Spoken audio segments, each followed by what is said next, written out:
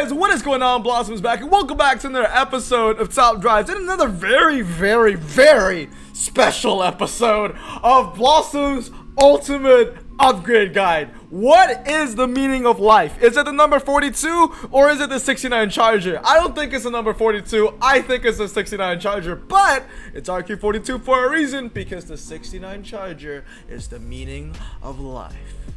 Anyway, welcome to another episode of Blossom's Ultimate Upgrade Guide. Before we get into the video, as always, I gotta say that this is going to be, in my opinion, on how I will upgrade the cars and how I think the cars perform. But at the same time, I will also be showing you the times on how they perform, because I've been getting people saying that I don't show enough times. It's funny though, because like I'm showing times in my videos now, but they're still clearly saying that I'm not showing times. So I guess haters are gonna hate. They can all rot in hell. But anyway, RQ42, let's get into it. Today's episode or question of the day is, what is my favorite car, or which out of the options is my favorite car? So is it A, the 69 Charger, B, the 69 Charger, C, the 69 Charger, or D, the 69 Charger? Very hard question. Let me know down in the comments below, which car do you think is my absolute favorite car? Now, for those that don't know, this is my favorite car of all time. I guess I'm telling you the answer over here. I just don't want someone to think, oh, this is Blossom's favorite RQ42. I mean, it is, but it's not only my favorite RQ42. It's like the best car in the world, dude. It makes me smile. This is a very special episode. Anyway, let's talk about it. 969. What are the RQ42s that I will 969? So, standard tires, performance tires, off-road tires, you name it, everything is going to be here. Front-wheel drive, four-wheel drive, rear-wheel drive, two-wheel drive, one-wheel drive. This is Super Airs we're talking about, and this is the lower-end Super Airs. It'll get a bit more interesting when we go up the ranks, but for now, we're still saying simple, okay? So every single car over here, I will 969. Same with the second page as well. Now, the first thing I can see people asking, oh, Blossom, you would 969 the Honda S2000? Yes, the answer is yes. I will 969 on the Honda S2000. I do understand that the Honda S2000 actually has decent MRA. I do have Top Drives Club open on the second monitor that I got going here. I think it's in the 80s, right? Honda S, yeah, 81.79. It's not bad. Don't get me wrong. It's not bad, but 150 miles per hour for a top speed is very, honestly on the weaker side when it comes to Super Airs. 80 handling is also strong. You know, if you 996 the Honda S2000, you're basically overriding that 80 handling, which is actually pretty decent for a performance tire, you know, Super Air with decent MRA. But you know what's really impressive? If you have 80 handling and you're not even performance tires, let's say if you're standard tires, that would definitely make you Blossom choice. Isn't that right, Cadillac ELR? That car is too strong, dude. That car is way too strong. It used to be medium. I mean, it's just crazy. It's a ridiculously strong car. But yeah, the Honda S2000, although it has the MRA, it doesn't have the 0 to 60 to back it up. It doesn't have the top speed to back it up. You might as well focus, what goes well? Handling and MRA. What is a good track for good handling and good MRA? Or at least decent handling and good MRA? Fast circuit. And what is the best tune for the fast circuit? 969. So you want to stick that for the Honda S2000. Last but not least, 969 continued with the Nissan Navara and capping things off with the Volkswagen Golf GTI. I think everything here is pretty self-explanatory. The Porsche 968, what is the MRA on that? 68.13, which is the main reason why I'm going 969 as well. It's got a slightly higher top speed for the RQ42 ranks, but MRA isn't really going to back it up. 0 to 60 is atrocious as well. And then we move on to 699, literally nothing. No, there's not a single RQ42 out with 699. And then we move on to the drag spec cars, where we have the almighty Dodge Charger, the Chadmobile. That is the Dodge Charger RT. All the glorious parts of it, all 77 MRA of it, all low 0 to 60. It's a fantastic car. I love it. I can stare at this all day. But anyway, everything else that's below it, I would also drag spec. The Corvette ZR2 is a really good one as well. The Ford Maya and the AMC, they're just there for the ride, mainly because they've got high top speeds and like under average or like below average 0 to 60s for the regular RQ42. The handling, you know, it's not good enough to be a 969 kind of car, not good enough to be a fast circuit kind of car, but also like it's not trash. Like, you know, 60 in the Charger or, you know, 72 in the Corvette ZR2. I gotta say, the main dragsters for RQ42 is gonna be the Charger and the Corvette. The Maya and the AMX, they're just here for the ride, dude. They're just here for the ride. Okay, either or, literally nothing, to be completely honest. Once again, like I said, I'm not gonna waste my fuse in 996ing the Honda S2000. I don't think that it's just worth it. 996ing the Honda S2000 is a very, very, very late game, end game kind of move. Or if you're a Honda collector or a Japanese specialist. So if your name isn't Corn, I don't think it really matters, to be honest. Literally nothing in my opinion. And then duplicates.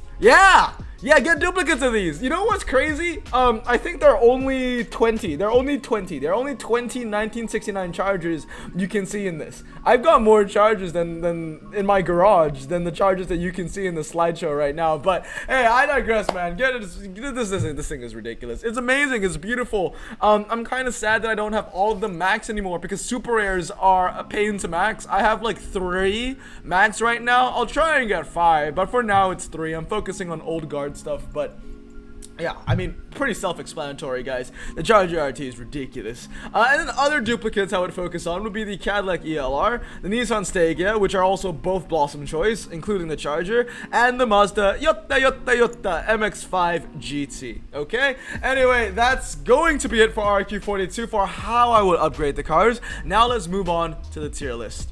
Did I say tier list?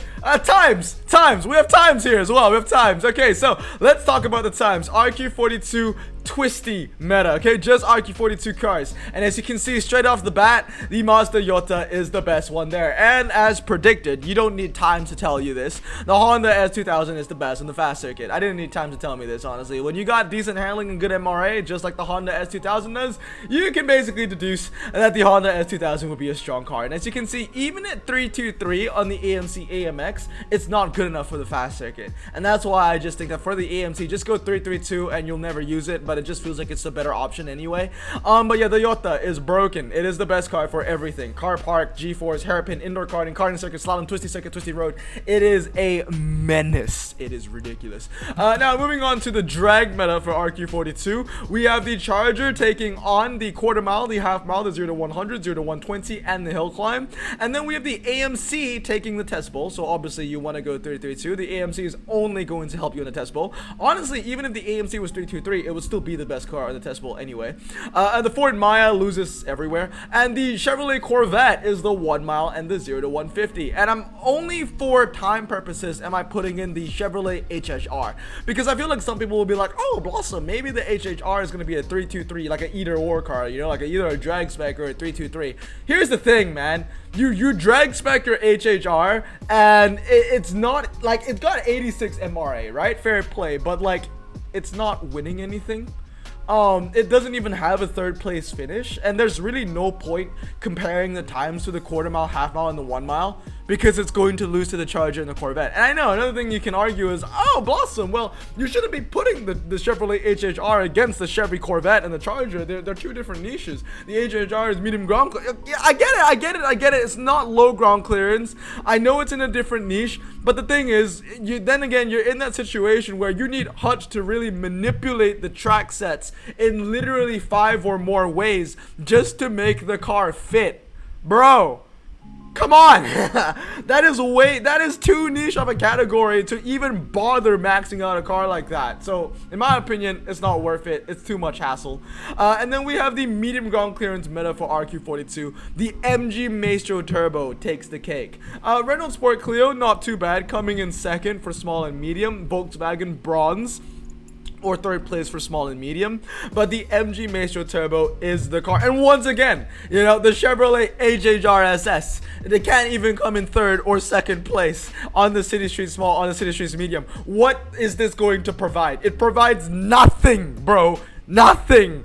So yeah, it's a very useless car in my opinion. But yeah, MG Maestro Turbo, good car, and I think that's gonna be it. Oh yeah, there's one more, the standard tire meta. Standard tire meta, the Nissan Stagea and the ELR. I gotta say though, shout out to the Acura 3.0 CL. I mean, you know, the best car for the City Street Small out of all the cars that we've tested over here. Obviously, we don't have the City Street Small time for the BMW Z3, which is low ground clearance, so we shouldn't really worry about that. But the Chrysler LHS and the LHX, I'm not sure if they might be better. I don't think they will be. I didn't even bother taking the times for that. But the main things that you really want to take away is that your Cadillac ELR is still your OG. The Nissan Stagea for the super twisty stuff, for like slalom, G-force, car park, it'll be better. Cadillac ELR, you know, for the twisty stuff, but not the super twisty stuff. I think the main thing about the ELR, which makes it so damn strong, is that it's still the best car for the fast circuit. Although it doesn't have a top speed, although it doesn't have MRA, it's still ridiculously strong. So much respect for the Cadillac ELR. But anyway, guys, let's get to the tier list. Alright, guys, so for the tier list, I'm just gonna turn my camera off for this one so you can see absolutely everything.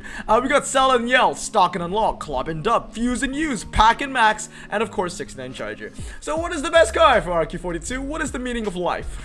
It is indeed the 69 Charger. Top ranks, 100%. Alright, Pack and Max. Let's talk about the best of the best. We got, you know, the Cadillac ELR and the Nissan Stega, which is your, you know, wet meta for RQ42. You got your Mazda Yota, which is going to be your twisty meta for RQ42. And then you have the MG Maestro Turbo, which is going to be your medium ground clearance meta for RQ42. So all those cars are the best of the bunch. Now, Fuse and Use. Let's talk about the ZR2. ZR2 is a good car for the 1 mile, but then again, quarter mile and half mile is just a lot more common than 1 mile. That's just a fact. Whenever we have a drag event, there's always going to be like maybe 1 track set with a 1 mile, maybe 2 track sets with a 1 mile, but there are always more track sets with a quarter mile or a half mile, whether it be a quarter or a half. And that's mainly because they're 2 separate track sets, which the Charger is better in. You know what I mean? Like quarter mile, half mile, 1 mile, you know, they have an equal chance of coming up, but just because of that, the Charger is better at 2 out of 3 of them, so it is going to be the better car in more cases.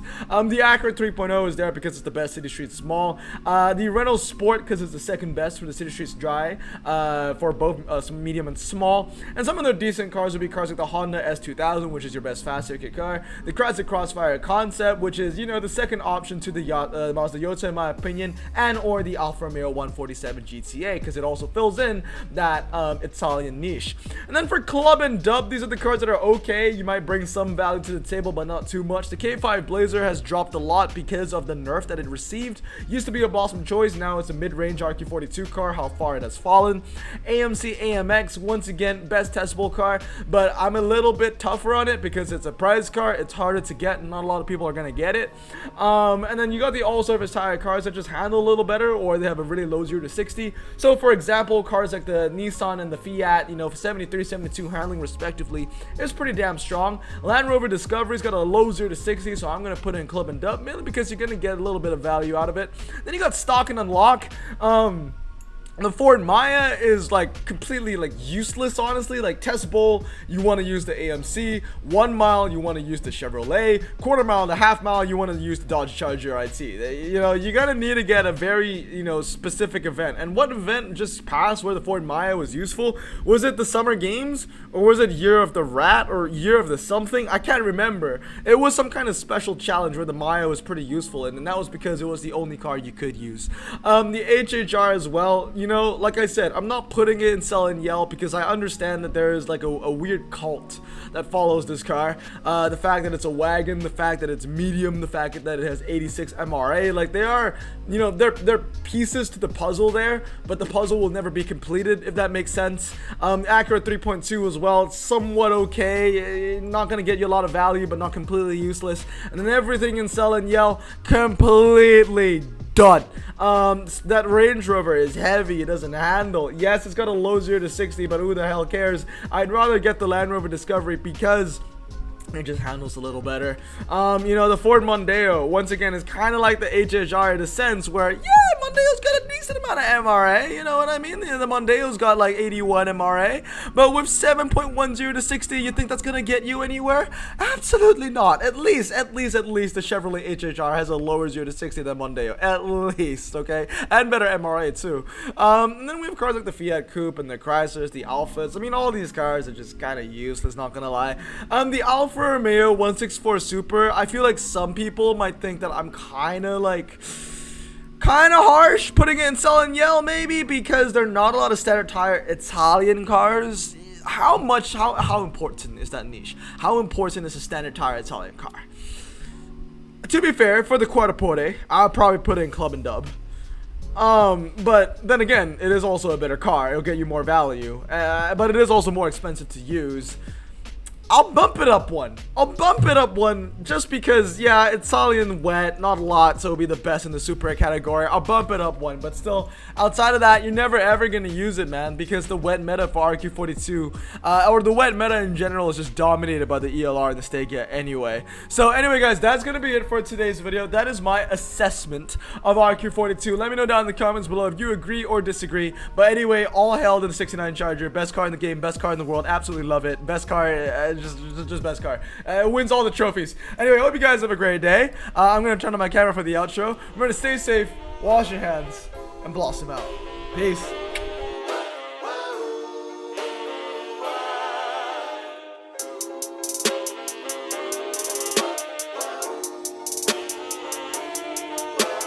Bro, this song just makes me so happy. Me too. Imagine being Asian in the 50s, looking nifty, leather jacket, looking sleek, look like Presley, look so deadly. Got a jukebox back at home, feeling jazzy, turn it on and play it slow, like the movies with the ladies. They so fine. Imagine being Asian in the 50s, looking nifty, leather jacket, looking sleek, look like Presley, look so deadly. Got a jukebox back at home, feeling jazzy, turn it on and play it slow, like the movies with the ladies. They so fine. Sit back, relax in my Bonneville Pontiac. Hold tight all night, cruise to Jacksonville Atlantic. Blonde hair, don't care, look like